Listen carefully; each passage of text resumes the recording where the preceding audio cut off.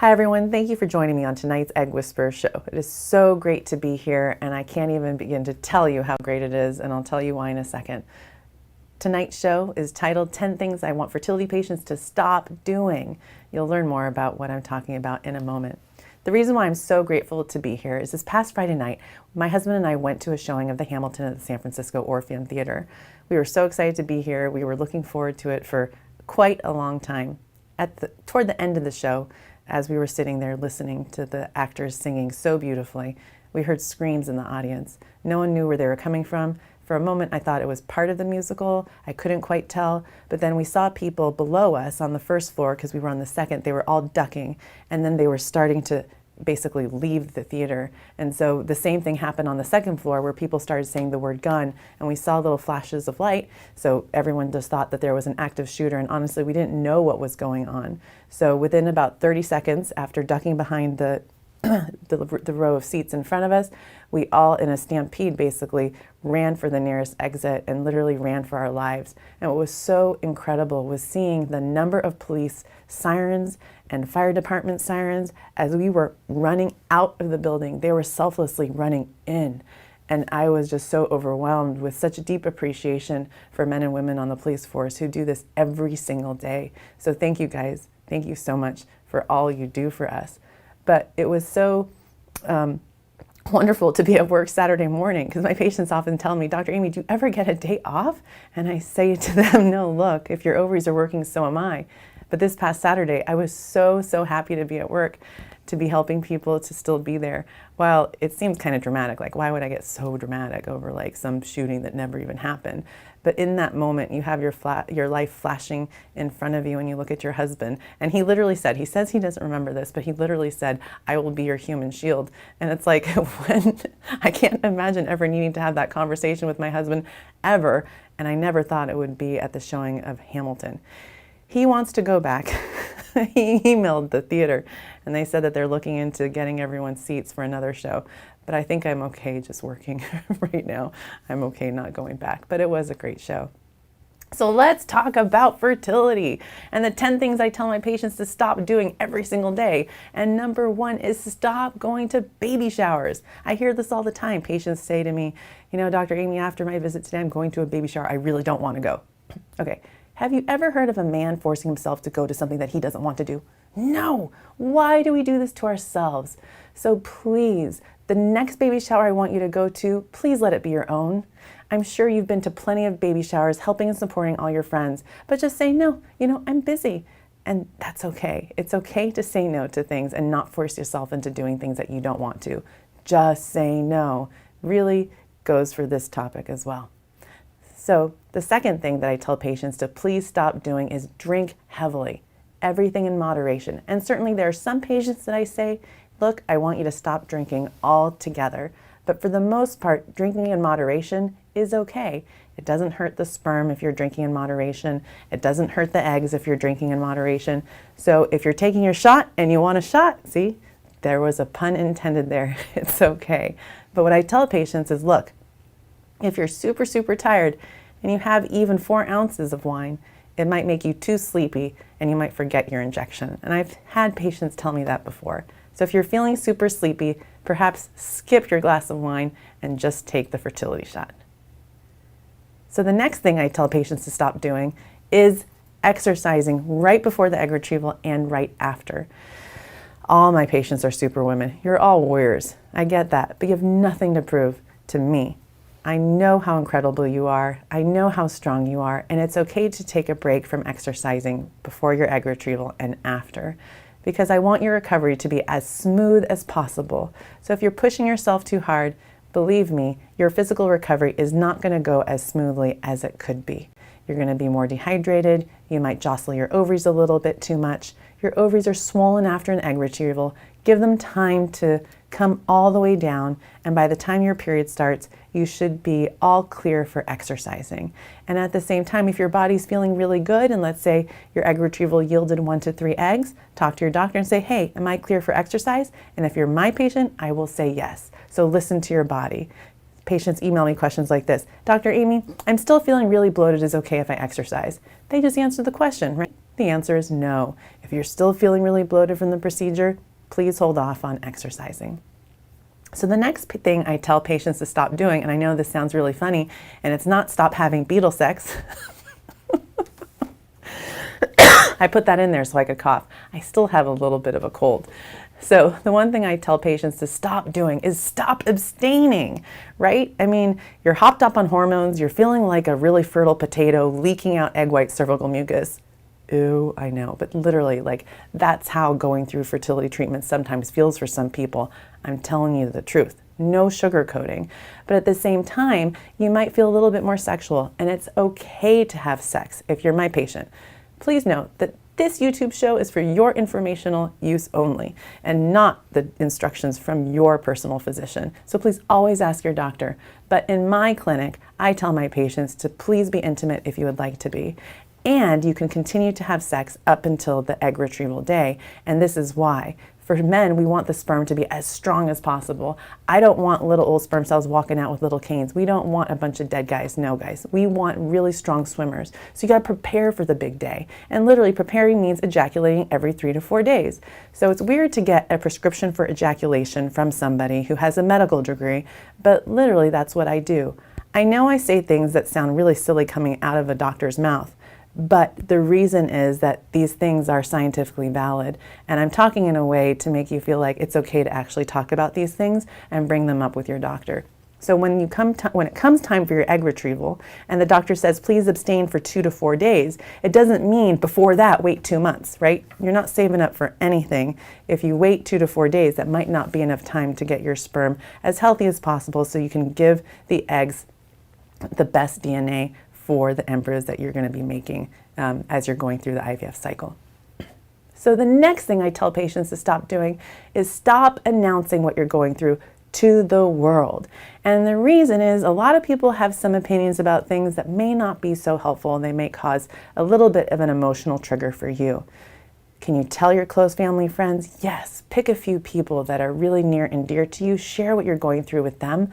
But I would highly recommend not doing Facebook posts about every single little thing that you're doing, because it might bring unwanted attention. And if something doesn't go the way that you want, you might have people asking you questions when you're really not ready to answer. So then you have to sort of pull back, and then you're in more of a sticky situation when you don't necessarily want to be talking to people, and so you might need to be pulling that information back. So if you haven't already put the information out there, it's easier not to have to worry about ever pulling it back. So that's one of the things that I tell patients to please stop doing.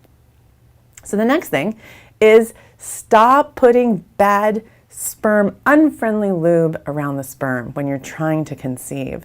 So if you look at this picture, this is a picture of me cracking an egg with Salu. He's an embryologist and andrologist, and we did a live sperm show on YouTube. Yep, that's exactly what I did. We took sperm and showed it live on camera and exposed the sperm to different lubricants. So be sure to know which ones are friendly and which ones are unfriendly, and stop using the unfriendly ones and be sure to use the friendly ones. That should be some sort of jingle. I'll have to think about that. But be sure to think through what you're using at home and know what you can do to make the sperm as strong as possible as you're trying. So the next thing I tell patients to stop doing is stop stressing about stress. If you're a patient of mine, you know that one of the things that I ask is, what do you think the problem is? And many people share with me, they think that they're stressing too much and that they're stressing about the amount they're stressing. So what I tell people is, look, there is definitely a healthy amount of stress that everyone can and should have. It's that stress that gets you to get up in the morning. It's the stress that got you to pick up the phone and call the fertility clinic. It's the stress that got you here so that we can talk about everything. But at the end of the day, as long as you're here, you're not too stressed, right? You got out that door. So you made that first call. You're able to keep going through treatment. And the stress isn't so bad that it's going to interfere with your chances. And there's so many things that you can do to build your fertility team around you, therapist, exercise, acupuncture, mindfulness, and meditation. So build that team and find a way to decrease stress as much as you can. But at the end of the day, stop stressing about stress. And I've used that traffic analogy on the show before. And if you think about it, when you sit in traffic, stressing about it doesn't get you to your destination any quicker or faster. So it's the same thing when it comes to being a fertility patient. Stressing about things that you can't control won't get you to your desired goal any quicker or faster or easier. So the best thing you can do is phone a friend, call your mom, listen to a song on the radio, or listen to my podcast, and maybe you'll stress a little bit less about the stress that you're having, and will make the time go by a little bit better for you and make it more enjoyable. So the next thing I want you to stop doing, unless you're a Japanese monkey during winter, is cooking your balls. Literally, I guess they're Japanese monkeys that sit in the hot springs in the wintertime because it's so cold. But guys, that's not what you should be doing, because that's not good for sperm. And even just one exposure could affect the sperm for 2 months. So your partners, if you have a female partner, are going through a ton, giving themselves shots, getting ultrasounds.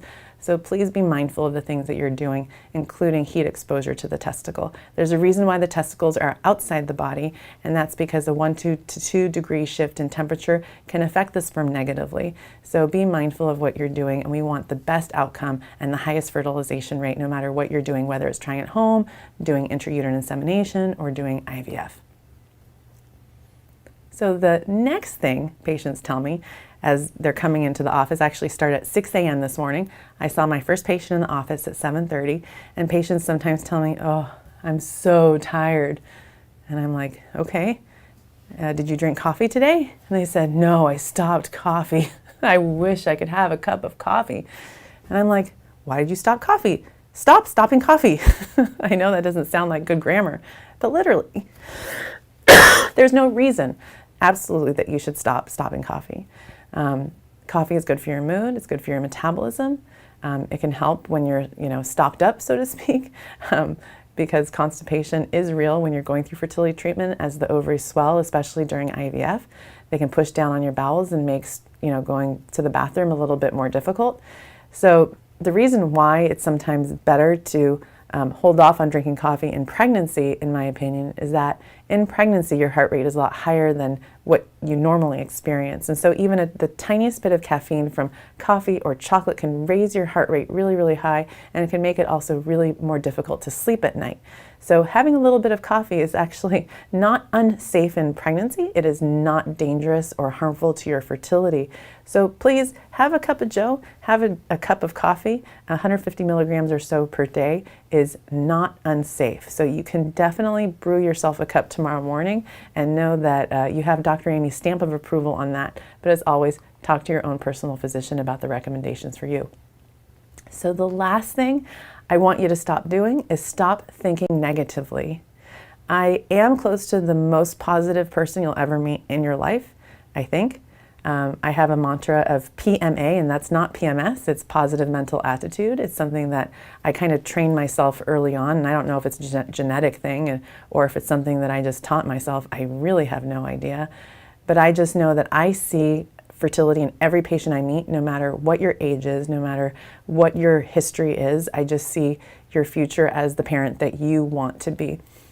Obviously, not everyone can reach those goals in the way that they originally planned, but I find that I want patients to be as positive as I am about their future. It's a very difficult process to go through being a fertility patient. That is the truth, but whatever I can do to support patients, to lift them up and guide them through the process in the best way possible is something that I aim to achieve every single day with each and every interaction that I have. So stop thinking negatively, please think positively, and if you need help finding that positive mental attitude, please talk to someone about it immediately. Okay guys, well thank you for watching my show. I'm super bossy in my office. I tell people what to stop doing immediately. I'm Bossy Dr. Amy. I wear a shirt at home so people know that I'm the boss at home too. But I hope you enjoyed tonight's show and learned a lot about the 10 things that you should stop doing if you're a fertility patient. And I hope you guys tune in next week to the topic that we have planned for you. And be sure to catch my podcast if you want to listen to shows as you're driving to work or working out at the gym. And I look forward to seeing you guys again soon. Have a great night.